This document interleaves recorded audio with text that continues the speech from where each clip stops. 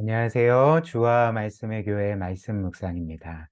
오늘은 시편 20편의 말씀을 함께 묵상하며 하나님의 은혜를 함께 나누도록 하겠습니다.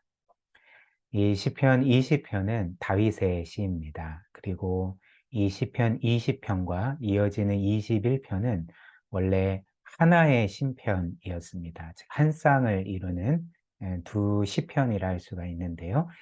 그런데 그 차이점이 있습니다. 시편 20편은 당시 이스라엘 왕인 다윗을 위한 그 백성들의 기도와 간구라면, 시편 21편은 그 왕을 위한 기도의 응답에 그 감사함으로 하나님을 찬양하는 시편이라 할 수가 있습니다.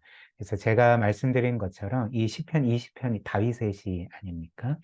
네, 다윗은 자신을 위해서 그 하나님께서 자신을 도우시고 구원해 주시도록 간구의 시를 썼고, 그것을 자신만 사용하는 것이 아니라 이스라엘 백성 전체에게 전해서 그들로 하여금 자신을 위해 간구하도록 그렇게 했던 것이 이 시편 20편이라 할 수가 있죠. 그렇다면 이스라엘 백성은 당시 이스라엘 왕인 다윗을 위해 어떻게 기도를 했을까요? 1절부터 6절 한번 보십시오. 환난 날에 여호와께서 너에게 응답하시고, 여기에서 너는 이제 다윗을 가리키겠죠. 야곱의 하나님의 이름이 너를 높이 드시며 성소에서 너를 도와주시고 시온에서 너를 붙드시며 너의 모든 소재를 기억하시며 너의 번제를 받아주시기를 원하노라. 셀라. 너의 마음의 소원대로 허락하시고 너의 모든 계획을 이루어 주시기를 원하노라. 우리가 너의 승리로 말미암아 계가를 부르며 우리 하나님의 이름으로 우리의 깃발을 세우리니 여호와께서 너의 모든 기도를 이루어 주시기를 원하노라. 여호와께서 자기에게 기름 부음 받은 자를 구원하시는 줄 이제 내가 아노니, 그의 오른손에 구원하는 힘으로 그의 거룩한 하늘에서 그에게, 즉 이스라엘의 왕에게 응답하시리로다. 그래서 지금 다윗과 이스라엘 백성은 이스라엘 왕인 다윗을 위해 어떻게 기도하고 있습니까? 하나님께서 왕을 도와주시도록, 그리고 그의 모든 기도에 응답해 주시도록, 그의 예배를 받아주시도록, 그리고 그를 환난 가운데서 구원해 주시고 그의 승리가 이스라엘 전체의 승리가 되게 해달라는 그런 간구를 하고 있는 것입니다. 그래서 9절 말씀 또 보십시오. 여호와여 왕을 구원하소서, 즉 다윗을 구원하소서, 우리가 부를 때에 우리에게 응답하소서, 이렇게 마무리를 하고 있는 거죠. 그런데 이런 간구의 내용은 사실 고대 왕들의 입장에서는 마음 상할 이야기들이었습니다. 왜 그럴까요? 왜냐하면 여러분들도 아시다시피 고대 왕들은 절대 권력자들이었고 신적인 존재들이었기 때문에 그런 거죠. 따라서 고대의 사람들은 왕을 향해서 어떻게 말을 해야 했습니까? 또 어떤 간구를 해야 되겠습니까? 신에게 간구를 하기보다는 왕에게 간구를 하면서 이렇게 말을 해야 했던 거죠. 왕이여, 우리를 도우소서, 우리를 구원하소서, 이렇게 간구하고 찬양을 했어야 했을 것입니다. 그런데 오늘 우리가 보는 시편 20편은 왕이여 우리를 도우소서, 왕이여 우리를 구원하소서, 이것이 아니라 하나님이여, 신이여 왕을 도우소서, 왕을 구원하소서, 이렇게 노래를 하고 있다는 거죠. 즉 이런 간구 자체가 왕이 무엇인가 연약하고 또 뭔가 도움과 구원이 필요한 존재처럼 그렇게 생각하는 것이기 때문에, 이런 시편 20편의 간구들은 고대 왕들의 입장에서는 이제 마음 상할 이야기였다. 이제 이렇게 우리가 생각을 할 수가 있는 것입니다. 그러나 우리가 본 것처럼 이 시편 20편을 지은 사람은 사실 이스라엘의 왕인 다윗이었습니다. 표제처럼 이 시편의 그 지은이는 그 왕이었던 거죠. 다윗이었던 거죠. 그리고 다윗은 이런 내용을 시편으로 지어서 백성들에게 전해 이제 부르게 하고 또 자신을 위해 기도하게 했던 것입니다. 그렇다면 이는 우리에게 무엇을 보여줄까요? 지금 다윗은 백성들에게 이렇게 말하고 있는 것과 같다는 것입니다. 이스라엘 백성들이여, 이스라엘의 진정한 왕은 나 다윗이 아닙니다. 여호와 하나님께서 우리의 진정한 왕이 되십니다. 따라서 왕인 나도 하나님께 도움을 받아야 되고 하나님께서 나를 도우시고 구원해 주셔야 됩니다. 그렇기 때문에 여러분들은 이렇게 하나님이 나를 도우시고 구원해 주시도록 기도해 주십시오. 지금 이런 고백을 하고 있는 거죠. 특별히 7절과 8절은 당시 왕으로서 다윗이 가진 믿음이 어떤 것이었는지를 우리에게 잘 보여줍니다. 7절, 8절 한번 보십시오.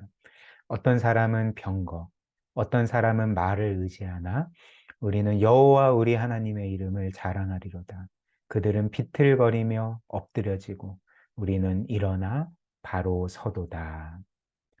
이 7절에 그 어떤 사람은 병거, 어떤 사람은 말을 의지한다고 할 때 이 병거와 말은 고대 시대에서 가장 강력한 무기이자 힘이지 않았습니까? 당시의 전쟁의 성패는 그 어떤 이가 더 많은 병거와 말을 가졌는지, 더 많은 군대를 가졌는지에 따라서 결정되지 않았겠습니까? 따라서 어찌됐든 이 병거와 말이 상징하는 것은 강력한 힘이죠. 강력한 무기죠. 따라서 세상 사람들이 이런 병거와 말을 의지하는 것은 지극히 당연한 일입니다. 그러나 다윗은 어떻게 고백합니까? 다윗은 이렇게 고백하는 거죠. 우리는 병거와 말이 아니라 우리는 여호와 우리 하나님을 의지합니다. 여호와 우리 하나님의 이름을 자랑합니다. 병거와 말이 우리의 자랑이 아니라 하나님만이 우리의 자랑이십니다. 라고 말하고 있는 거죠. 어떤 고백일까요? 다윗은 또 이렇게 고백하고 있는 것입니다. 나에게 수많은 병거와 말과 수십만의 군대가 있다 할지라도 여호와 하나님께서 저와 함께 하시지 않는다면 이 모든 것이 아무 소용이 없습니다. 여호와 하나님만이 나의 진정한 힘이시고 나의 구원이시고 나의 전부가 되십니다. 나의 자랑이 되십니다. 이렇게 고백을 합니다. 사랑하는 여러분, 저와 여러분들에게도 이런 고백이 있습니까? 마지막으로 예수님의 말씀처럼 예수님이 이런 말씀을 하셨죠. 모든 모세와 또 선지자들과 시편과 모든 구약의 말씀이 나를 가리키는 말씀이다. 이렇게 말씀을 하시지 않았습니까? 그래서 이 시편 또한 먼 훗날 오실 예수 그리스도를 가리키는 말씀이 되었습니다. 6절 한번 보십시오. 여호와께서 자기에게 기름 부음 받은 자를 구원하시는 줄 이제 내가 아노니 그의 오른손에 구원하는 힘으로 그의 거룩한 하늘에서 그에게 응답하시리로다. 여기에서 여호와께서 자신의 기름 부음 받은 자를 이제 구원하실 거다. 이렇게 말씀을 하고 있는데 여기에서 기름 부음 받은 자라는 것은 히브리어로 여러분들이 아시는 메시아입니다. 이것을 헬라어로 하면 크리스토스인데 즉 예수 그리스도를 가리키는 거죠. 즉 6절 말씀은 하나님께서 당시 기름 부음 받은 왕인 다윗을 구원하실 것을 약속하셨을 뿐만 아니라 궁극적으로 다윗이 가리키는 궁극적으로 예수 그리스도를 하나님께서 구원하실 것이라는 약속이었던 거죠. 그래서 이를 잘 보여주는 시편 몇 개가 있는데 그중 하나가 시편 16절 시편 16편 10절 말씀입니다. 한번 보십시오. 이는 주께서 나의 영혼을 이는 예수 그리스도에 대한 예언의 시편입니다. 여기에서 나는 예수 그리스도를 가리키는 거죠. 이는 주께서 내 영혼을 즉 그리스도의 영혼을 수월에 버리지 아니하시며 주의 거룩한 자를 멸망시키지 않으실 것임이니이다. 즉 하나님께서 예수 그리스도께서 죽으시고 이제 무덤에 장사되셨을 때에 그 그리스도를 결코 버리시지 않고 구원하시고 다시금 살리실 것이라는 것을 예언한 시편의 말씀이었죠. 그래서 사도행전을 보면 사도 바울이 사람들에게 그리스도를 전할 때에 이 시편 16편 10절 말씀을 인용해서 이렇게 말하는 거죠. 또 다른 시편에 일렀을 때 주의 거룩한 자로 썩음을 당하지 않게 하시리라 하셨느니라. 즉 하나님께서 십자가에 죽고 장사된 이 예수 그리스도를 구약 성경의 약속대로 시편의 약속대로 다시 구원하시고 살리셨다. 이렇게 선포를 했던 것입니다. 그런데 하나님께서는 사실 예수님을 무덤 가운데서 구원하셨지만 다시금 살리셨지만 그러나 복음서를 볼 때 우리가 발견하는 사실이 무엇입니까? 예수님께서 가장 구원을 필요로 하는 그 순간에 예수님께서 하나님께 구원을 요청했던 그 순간에는 하나님은 예수님을 버리시고 그분을 구원하시지 않았다는 것입니다. 마가복음 14장 36절 겟세마네 기도이죠. 아빠 아버지여 아버지께는 모든 것이 가능하오니 이 잔을 내게서 옮기시옵소서. 그러나 나의 원대로 마시옵고 아버지의 원대로 하시옵소서 하시고 예수님께서 잡히시기 직전에 죽기 직전에 겟세마네 동산에서 땀이 피가 되어서 땅에 떨어질 정도로 하나님께 간절하게 기도하셨죠. 아버지 이 잔을 내게서 옮겨 주십시오.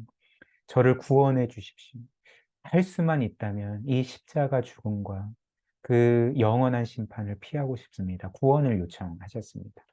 그러나 어떻게 됐습니까? 마가복음 15장 34절 제구시에 예수께서 크게 지르시되 엘리 엘리 라마 사박다니 하시니 이를 번역하면 나의 하나님 어찌하여 나를 버리셨나이까 하는 뜻이라. 예수님은 간절하게 구원을 요청하셨지만 하나님은 예수님을 버리셨습니다. 나의 하나님, 어찌하여 나를 버리셨나이까? 말씀대로 하나님은 예수님을 구원해 주시지 않았고, 그분의 기도를 거절하셨고, 그분을 버리셨던 거죠. 왜 그럴까요? 왜 하나님은 그분이 그토록 사랑하시던 외아들인 예수님을 그분이 가장 필요한 순간에 구원해 주시지 아니하시고 버리셨습니까?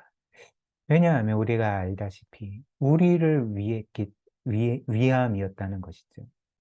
하나님께서 우리를 구원하시기 위해서 우리가 원래 죄로 인해서 하나님께 영원히 버림받아야 했지만 하나님은 그분의 아들을 우리 대신 버리심으로써 우리가 구원받고 하나님께 영원히 받아들여지게 하셨던 것입니다. 그렇기 때문에 하나님은 그리스도의 구원 요청을 거절하셨던 거죠. 그리고 이것은 하나님의 놀랍고 무한하고 영원한 사랑을 우리에게 보여주신 사건이 아니었습니까? 요한일서 4장 10절 사랑은 여기 있으니 우리가 하나님을 사랑한 것 아니요 하나님이 우리를 사랑하사 우리 죄를 속하기 위하여 화목제물로 그 아들을 보내셨습니다. 하나님께서 그분의 외아들을 우리를 대신하여 죽는 화목제물로 버리셨기 때문에 그분의 구원의 요청을 거절하시고 우리 대신 그분을 죽음에 버리셨던 것이죠. 그리고 하나님은 이렇게 그리스도께서 우리를 위해 버림받으셨기 때문에 심판받으셨기 때문에 우리를 결코 버리시지 않습니다. 또한 그리스도께서 우리를 위해서 하나님의 보호하심을 받지 못했기 때문에 하나님은 우리를 영원토록 보호하신다는 것을 그리스도를 통해 확신할 수가 있는 거죠. 그리고 그리스도께서 우리를 위하여 하나님께 죽기까지 순종하시고 모든 의를 이루셨기 때문에 하나님은 그 순종의 대가로 그리스도께서 받으실 모든 것을 우리에게 값없이 주신다는 것.